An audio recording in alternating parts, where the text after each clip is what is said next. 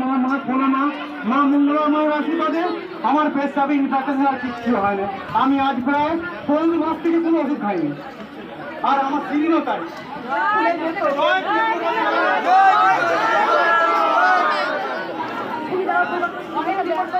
কিচ্ছু ওঠে নেই, তারপরে আমার খুলে যেত, আর এখন এই মায়ের জব করে করে এখন ভালো আছে মা।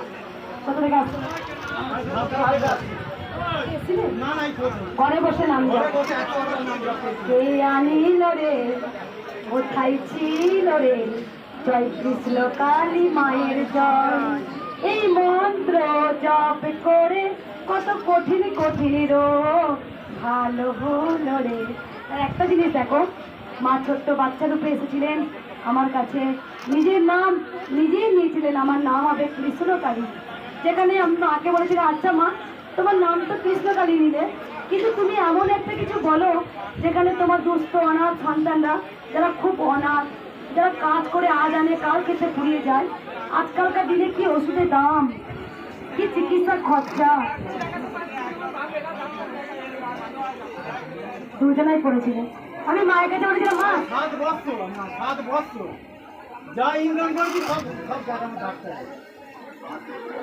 যখন আমি মাকে বলেছিলাম, মা তুমি এমন কিছু বলো, আসলে বসে যখন মাকে ধ্যান করতাম, মা বলেছিল আমার একটাই মন্ত্র, জয় কৃষ্ণকালী মায়ের জয়।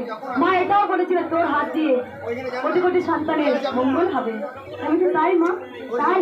আরে আমি তো জানতাম যে এরকম লাখো লাখো ভক্ত আজকে মায়ের কাছে নাম জপ করে উপকার হবে, তাই দেখো তুমি এসেছিলে।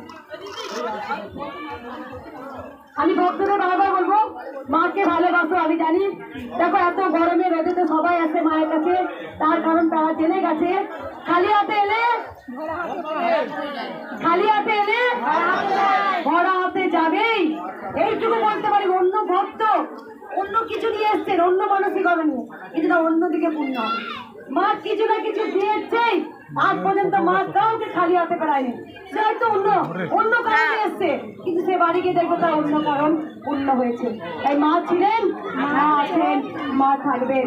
একবার সবাই তোরা উলুধ্বনি দে।